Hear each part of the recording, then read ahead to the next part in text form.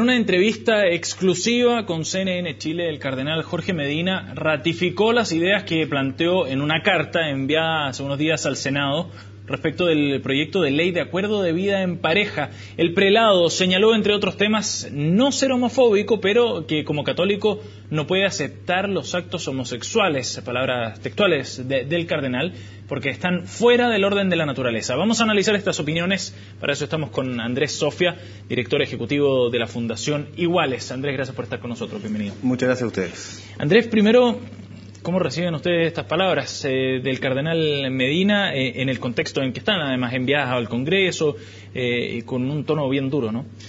En un primer momento, con bastante calma, pensando en que las declaraciones de Medina parecieran ser siempre muy aisladas un poco de la opinión de la comunidad laica, o generalmente los dichos de Medina se contradicen con los dichos de otros representantes de la Iglesia Católica.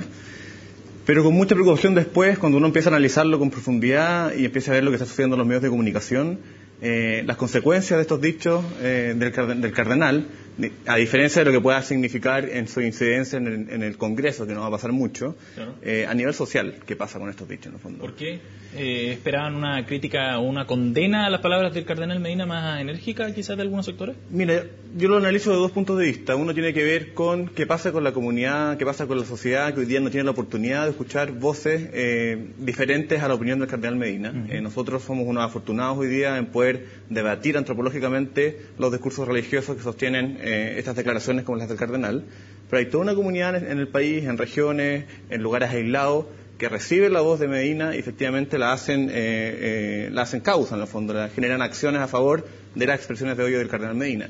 Y eso genera consecuencias preocupantes para los jóvenes que hoy día están en una alta tasa de suicidio adolescente, para la comunidad gay que hoy día está vulnerada, no tiene acceso a ningún tipo de derecho, y para esa comunidad más conservadora que escucha al cardenal Medina y hace razón de lo que él está diciendo, ¿no?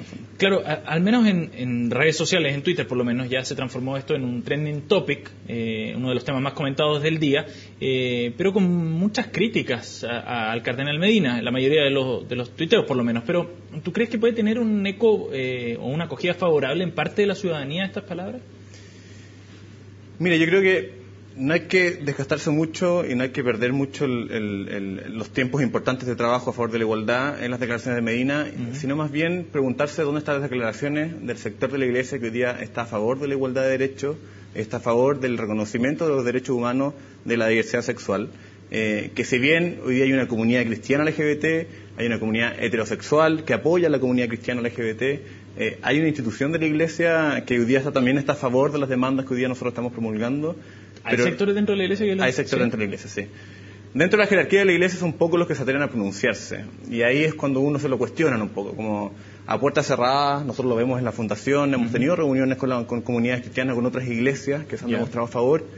Pero cuando hay que contradecir los dichos del cardenal Medina o los dichos de otros representantes de la Iglesia Católica que están en contra y están a favor del odio, o sea, que están en contra de los derechos humanos y a favor del odio, ahí es cuando uno dice ¿dónde están?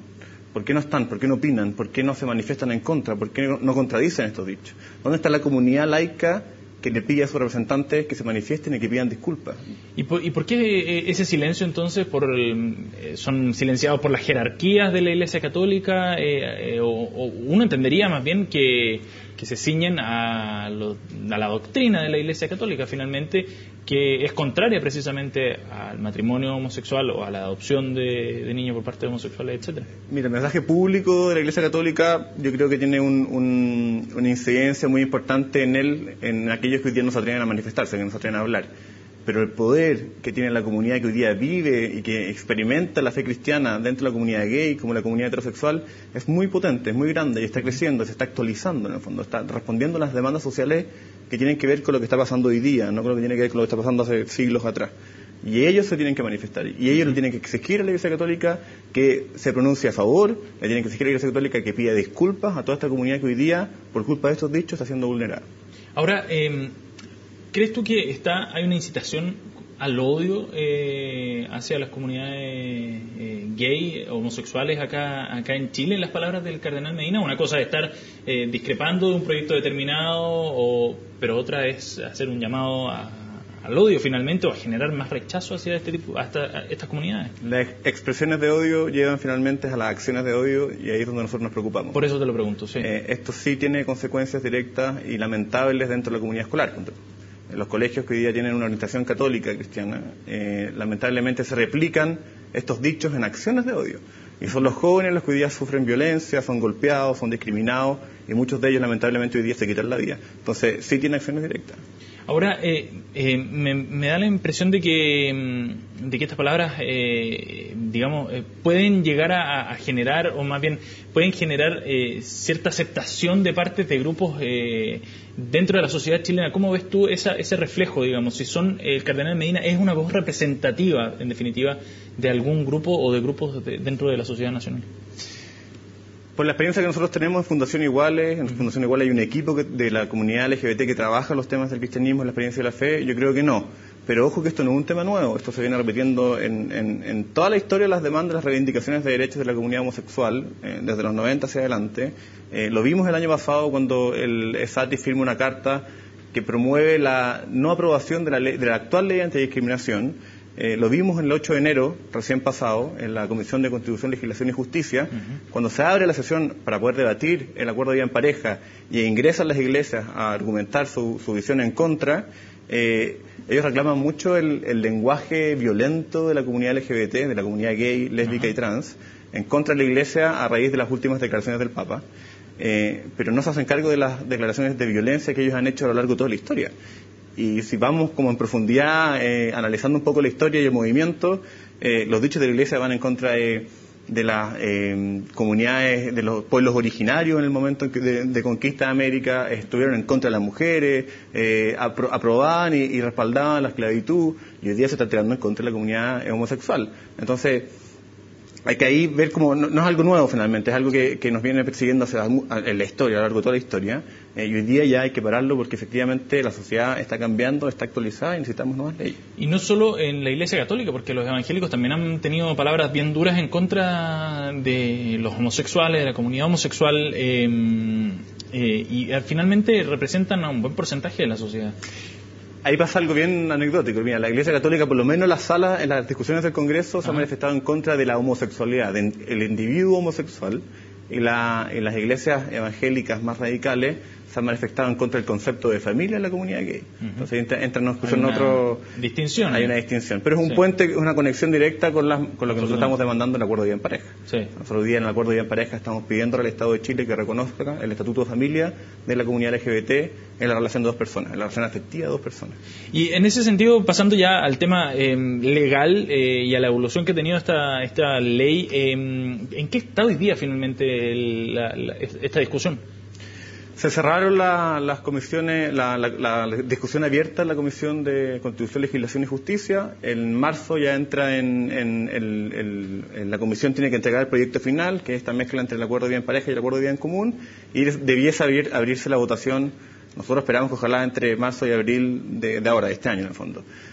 Lo que nos han comentado algunos legisladores es que se podría llegar a aprobar el proyecto a fines de este año, en diciembre de este año, y nosotros queremos pedir que se apruebe con urgencia, ojalá durante el primer semestre de este año, para que no compita eso con la discusión en campaña política con el matrimonio igualitario. ¿Cuánto influyen las palabras de la Iglesia, y en este caso en particular del Cardenal Medina, en esa discusión legislativa? Cardenal Medina, en esta entrevista con CNN Chile, dice: no hay que legislar dándole la espalda a Dios. ¿Cuánto puede permear ese discurso finalmente en quienes tienen en sus manos finalmente esta discusión legislativa? Pienso, por ejemplo, no solo en los partidos de gobierno, digamos, de oficialismo, sino también, por ejemplo, la democracia cristiana. Yo creo que tiene poco impacto, sobre todo hoy día, entendiendo un poco el conocimiento que tienen nuestros legisladores en escuchar la palabra de Jesús, en el fondo del amor al prójimo y todo el trabajo, toda la lucha que hizo Jesucristo en contra del cristianismo más ortodoxo, en el fondo, peleando por la libertad, peleando por la autonomía, peleando por los derechos de todas las personas. Yo creo que escuchar a Medina hoy día va a tener muy baja incidencia en la votación de la sala. Hemos visto que la mayoría de los diputados y senadores están a favor de un acuerdo de vida en pareja, de votarlo con urgencia y de votarlo con un estatuto de familia de protección. Entonces, no creo que tenga mayor incidencia. Sería raro ver que tengamos legisladores, que tengamos senadores que voten en contra por los dichos de Medina. Ahora, más allá de los dichos de Medina, si es que estas palabras del cardenal son representativos de un sector de la iglesia, sí puede tener efecto finalmente en esos legisladores que son parte de esa iglesia.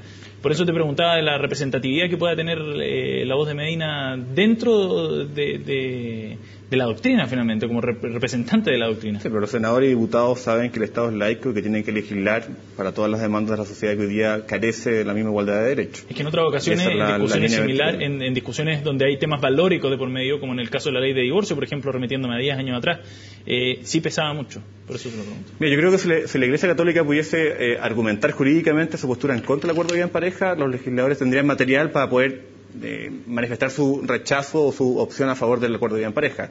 Lamentablemente hoy día, o a favor nuestro, en el fondo, las iglesias cuando van al Congreso y manifiestan su argumentación, es una argumentación antropológica poco actualizada y no tienen argumentos jurídicos. Y aquí pesa el argumento jurídico por cualquier otro tipo de argumentación. Entonces, por ahora, los parlamentarios han mostrado su voto a favor del acuerdo de vida en pareja por la argumentación en base a las demandas sociales. ¿Y dónde están las piedras de tope entonces para que salga y se apruebe finalmente este acuerdo de vida en pareja? Bien, nosotros creemos que efectivamente el acuerdo de vida en pareja este año, con las 5 indicación que la Fundación Igual está solicitando, que se incluyan en el actual acuerdo de vida en pareja, que es un proyecto bastante eficiente, es muy poco denso, debiese entrar en discusión en sala en marzo, debiese abrirse la votación entre abril y mayo y debiésemos tener el proyecto aprobado con urgencia a finales del primer semestre. De no ser así, nos preocupa porque el compromiso del presidente fue aprobar el acuerdo de vida en pareja en su mandato, claro. Y yo creo que aprobarlo en el segundo semestre es meterle una discusión de campaña que puede ser mal vista en el fondo. Pero teniendo esa voluntad política, al menos desde el gobierno, de impulsar el proyecto, ¿dónde estaba el freno? ¿En la UDI? No solo en la UDI. Hay que revisar lo que pasa en la votación, porque hoy día el proyecto estaba en discusión, básicamente, pero Hernán Larraín en su momento, a principios del año pasado, del segundo semestre del año pasado, manifestó querer ponerle urgencia a la discusión del proyecto en septiembre, y eso se fue atrasando hasta diciembre, en el fondo, y la justificación era que habían otros proyectos más relevantes que había que discutir. Nosotros creemos efectivamente que hay un sector de la clase política más conservadora, más vinculados a la UDI, que hoy día sí tienen ciertos temores, pero el momento que se han ido informando, Sebastián, y el momento que le hemos ido entregando las indicaciones que le hemos sabido a defender jurídicamente, han ido entendiendo el porqué de la demanda y la urgencia de aprobarlo lo antes posible. Entonces, no sé si es que hay algún sector más conservador que tiene cierta manipulación para que el acuerdo de vida en pareja no se apruebe, es una minoría. Hoy día hasta el sector más de derecha ha manifestado su postura a favor de un acuerdo de vida en pareja que responde a una demanda real.